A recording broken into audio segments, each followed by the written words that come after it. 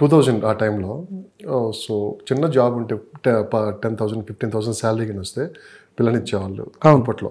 చిన్న petrol బంక్లో job చేసుకున్నా కానీ పిల్లలు అప్పుడు పొలం ఉంటే పెద్దగా పట్టించుకునేవాళ్ళు.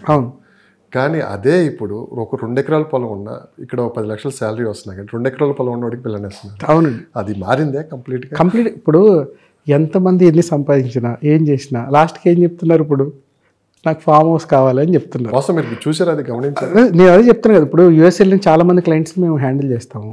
సో 5,000 స్క్వేర్ ఫీట్ కొనే అపార్ట్మెంట్ కొనే అతను కూడా ఒక 4-5 crores పెట్టి అపార్ట్మెంట్ కొంటుంటే కూడా నాకు ఏదన్నా ఒక 1-2 crores నాకు ఫామ్ ల్యాండ్ చూడండి, నేను ఎండ్ ఆఫ్ ది డే నేను I wanted to spend my weekends there అని అంటారు. సో ఫామ్ ల్యాండ్ లేకపోతే ల్యాండ్ బ్యాంక్ చేసుకోవాలి, ల్యాండ్ ఉండాలనేది అల్టిమేట్గా అక్కడికే వస్తుంది. సో ఇప్పుడు మనం ఎన్ని సంపాదించి ఏం చేసినా కూడా మళ్ళీ దానికే వస్తుంది. సో దానికే వస్తుంది. మనం రియల్ ఎస్టేట్ పరంగా చెప్తామా, రియల్ ఎస్టేట్ పరంగా అది ఇన్వెస్ట్మెంట్కి అలా ఉందా ప్యాటర్న్, లేకపోతే లైఫ్ సైకిల్ అలా మారిపోయింది అనేది that's a different story. So ఇప్పుడు చాలామంది ఊర్లో ఆస్తులు పోగొట్టుకొని అమెరికాకి వెళ్ళి సంపాదించిన తర్వాత అదే ఊర్లో ఆస్తులు కొన్న వాళ్ళు చాలామంది ఉన్నారు. అవును, ఎందుకంటే నా ఊర్లో నాకు ఆస్తి ఉండాలి, ఒక అరెకరం పొలం అన్నా ఉండాలి, ఒక ఎకరం పొలం అన్నా ఉండాలి, ఒక 1000 గజాల స్థలం అన్నా ఉండాలి అని చెప్పేసి ఆ ఊర్లోనే వాళ్ళ ఊర్లోనే కొనుక్కున్నాను. యాక్చువల్ మీ కోవిడ్ టైంలో ఎక్కువ రియల్ ఎస్టేట్ ట్రాన్సాక్షన్ జరగడానికి one of the main reason అది. ఓకే. సో హైదరాబాద్ చుట్టుపక్కల ఎంత బిజినెస్ అయిందో మీకు టౌన్స్లో అంత బిజినెస్ అయింది. సో ఇంకా కోవిడ్ టైంలో అందరూ ఇళ్లలో ఉండి 6 months 8 months ఇళ్లలో ఉండి they got some kind of realization, some kind of emotional attachment వాళ్ళ ఊరితోటో వాళ్ళ జనాలతోటో ఒకటి ఉండాలి కదా, మనం వెళ్తే మనకంటూ ఒకటి ఉండాలి కదా అని చెప్పి చాలామంది ఇన్వెస్ట్ చేసిన వాళ్ళు ఉన్నారు. సో తర్వాత మళ్ళీ అది లేఅవుట్లు అయిపోయినాయి, మార్కెట్ మారింది, అక్కడ కూడా వాళ్ళు అడ్వాంటేజ్ తీసుకున్నారు. It's a process. చెప్తున్నాను, ఇది ఒక ట్రెడిషనల్ సైకిల్ లాగా తిరుగుతూ ఉంటుంది. మీరు దీన్ని ఓన్లీ అంటే మీరు ఇందాక అడిగిన క్వశ్చన్కి ఏదంటే రియల్ ఎస్టేట్లోకి వద్దామని అనుకున్న వాళ్ళకి మీకు ఎలాంటి సిచ్యువేషన్ ఉంది ఇప్పుడు అని అంటే, ఇందులోకి వచ్చిన తర్వాత ఓన్లీ బ్రోకరేజ్ అంటే అపార్ట్మెంట్స్ అమ్మడం, ప్లాటింగ్ అమ్మడం అనేది ఒకటే కాదు, ల్యాండ్ ఒకరికి ట్రాన్సాక్షన్. సో ఎనార్మస్ వర్టికల్స్ ఉన్నాయి ఇందులో. ఆఫీస్ స్పేస్ లీజింగ్ చేసుకోవచ్చు, రీటైల్ షాప్స్ రిలేటెడ్ చేసుకోవచ్చు. బ్రోకరేజ్ ఈజ్ చాలా వ్యాస్ట్ సబ్జెక్ట్. ఒక్క దాంతో అయిపోదు. లేఅవుట్ ప్లాట్లు అమ్మడం ఒక్కటే రియల్ ఎస్టేట్ కాదు. సార్ లాస్ట్ అంటే ప్రతి 5 సంవత్సరాలకు ఒకసారి ఎలక్షన్లు వస్తూ ఉంటాయి. ఒక 2 months మార్కెట్ కొంచెం డల్గా ఉంటుంది. కానీ లాస్ట్ 6 months నుంచి హైదరాబాద్ మార్కెట్ కొంచెం డల్గా ఉంది. ఎందుకు అంటే మీరు ఏం చెప్తారు?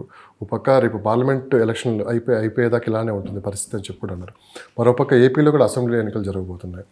సో ఈ ఎలక్షన్లకి రియల్ ఎస్టేట్కి ఏంటి సంబంధం?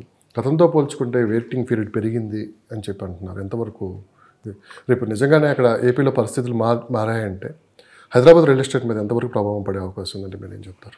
సో మీరు ఇప్పుడు ఈ పాయింట్కి నేను డైరెక్ట్గా ఒక ప్రాసెస్లో సమాధానం చెప్తానండి. ఇప్పుడు ప్రతి 5 years మన ఎలక్షన్స్ వచ్చినప్పుడు ఒక 3 months నుంచి 4 months వరకు ఎలక్షన్ కోడ్ అని మనం అంటాం. ఎలక్షన్ కోడ్ వచ్చినప్పుడు సాధారణంగా మీకు పర్మిషన్స్ రావు, కమిటీలు ఉండవు, పర్మిషన్స్ రావు, అప్రూవల్స్ ఇవ్వరు.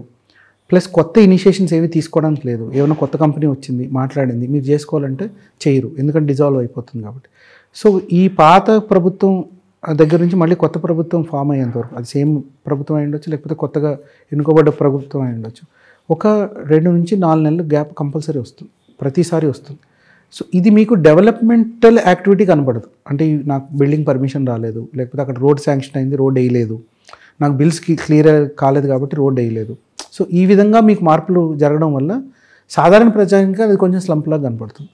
బట్ ఇవి ఏవైతే ఇప్పుడు మీ దగ్గర నిజంగానే మీరు ఒక ఇల్లు కొనుక్కుందాం అని చెప్పి డబ్బులు రిజర్వ్ చేసి పెట్టుకున్నారు, ఈ 3 నెలల్లో కాకపోయినా సరే 4వ నెల అయితే కొంటారు కదా. అంటే ఈ డబ్బులు జనవరిలో కొనాల్సిన డబ్బులు కనీసం మార్చి ఏప్రిల్లో కన్నా సరే మీరు డబ్బులు తీస్తారు. అంటే మీరు ఇల్లు కొనడం అనేది ఖాయం. ఇల్లు మీరు డ్రాప్ అవ్వరు, ఎలక్షన్స్ వల్ల మీరు డ్రాప్ అవ్వరు, ఇల్లు కొనడం అనేది ఖాయం. సో రియల్ ఎస్టేట్ బిజినెస్ అనేది ట్రెడిషనల్ బిజినెస్లోకి ఎప్పుడైతే అందరూ మారుతారో, స్పెక్యులేషన్ బిజినెస్కి వెళ్ళకుండా, అంటే మీరు అదేవిధంగా మిమ్మల్ని ఇన్వెస్ట్ చేయమని అడిగారు, ఇల్లు కొనడం కాదు మిమ్మల్ని ఇన్వెస్ట్ చేయమన్నారు, ప్లాటింగ్ వెంచర్ ఉంది, ఈ ప్లాటింగ్ వెంచర్ షాద్నగర్లో మీరు ఇన్వెస్ట్ చేయండి అని అన్నారు. మీరు ఎలక్షన్స్ రాగానే ఏమంటారు, ఎలక్షన్స్ వచ్చినాయి కదా రేట్లు తక్కువ అవుతాయా, లేకపోతే కొత్త గవర్నమెంట్ వచ్చిన తర్వాత ఏమవుతుంది, వెయిట్ అండ్ వాచ్ చేస్తాం. షాద్నగర్లో కొనకపోవచ్చు, తీసుకెళ్ళి మీరు శ్రీశైలం రోడ్లోనో ఇంకో చోటనో మళ్ళీ తర్వాత ఇన్వెస్ట్ చేస్తారు, 2 నెలలు గ్యాప్ తీసుకుంటారు. అంటే ఎలక్షన్స్, ఆ ఎలక్షన్ మూమెంట్, మళ్ళీ ట్రాన్సాక్షన్స్, డెవలప్మెంట్స్ ఎటువైపు పోతాయి ఏంటని చెప్పి కంపల్సరీ ఆచితూచి చేస్తారు. ఆ 2-3 నెలలకి గ్యాప్ ఉండొచ్చేమో కానీ ఆగడం అయితే జరగదు. ఓకే.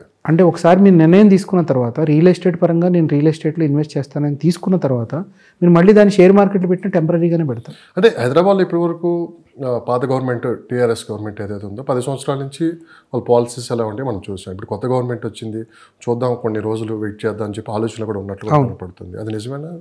ఖచ్చితంగా ఉంటుందండి. ప్రతి ఒక్కరికి ఏంటంటే కొత్త గవర్నమెంట్ ఇనిషియేషన్స్ ఎట్లా ఉంటాయి. మీకు మెట్రో ట్రైన్ అలైన్మెంట్ మారిన తర్వాత ఇప్పుడు కొత్తగా వచ్చిన అలైన్మెంటు మనకి ఫలక్నుమా ఏరియా ఆ ఏరియా నుంచి వస్తుంది. ఇప్పుడు ఎల్బీ నగర్ నాగోల్ దగ్గర నుంచి ఓవైసీ హాస్పిటల్ మీదుగా మనకి మైలార్దేవరపల్లి లక్ష్మీగూడ మీదుగా ఎయిర్పోర్ట్కి కనెక్ట్ అవుతుంది. ఈ మెట్రో మార్పు వల్ల ఎవరికి నష్టం, ఎవరికి లాభం అంటే మీరు ఏం చెప్తారు? ఎవరు డైరెక్ట్గా అంటే అది ఒక 4-5 సంవత్సరాల తర్వాత వచ్చే డెలివరీ అయ్యే ప్రాజెక్ట్ అండి. అది కంప్లీట్ అవ్వడానికి 4-5 సంవత్సరాలు పడుతుంది.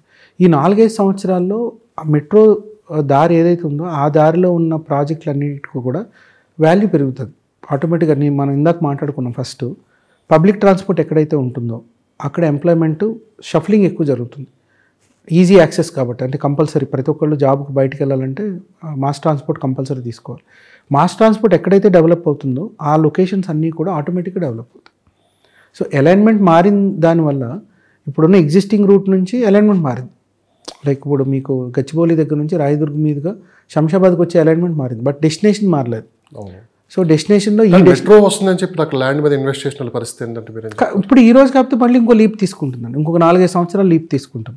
ఇప్పుడు అవి ఏవైతే ఇప్పుడు బుద్ధివేలు కానీ లేకపోతే రాజేంద్ర నగర్ కానీ బుద్ధివేలు కానీ ఈ లొకేషన్స్లో మీకు ఏమీ ఇంటరప్షన్ లేదు. అంటే పూర్తిగా పడిపోవడానికి ఏదో హైప్ అయిపోయింది ఒకసారి మెట్రో రాగానే మళ్ళీ పడిపోవడానికి అవకాశం లేదు. ఎందుకంటే మీకు బుద్ధివేల్లో ఇప్పుడు మెట్రో ట్రైన్ బుద్ధివేలు వరకు వస్తుంది.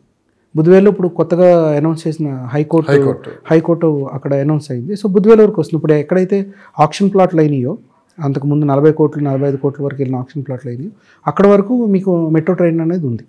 సో ఇప్పుడు వస్తున్న మైలార్దేవరపల్లి రూట్లోంచి కూడా అది చాలా డెన్స్డ్ పబ్లిక్ ఏరియా. సో దీనివల్ల అల్టిమేట్గా పబ్లిక్కి డెఫినెట్గా బెనిఫిట్ ఉంటుంది.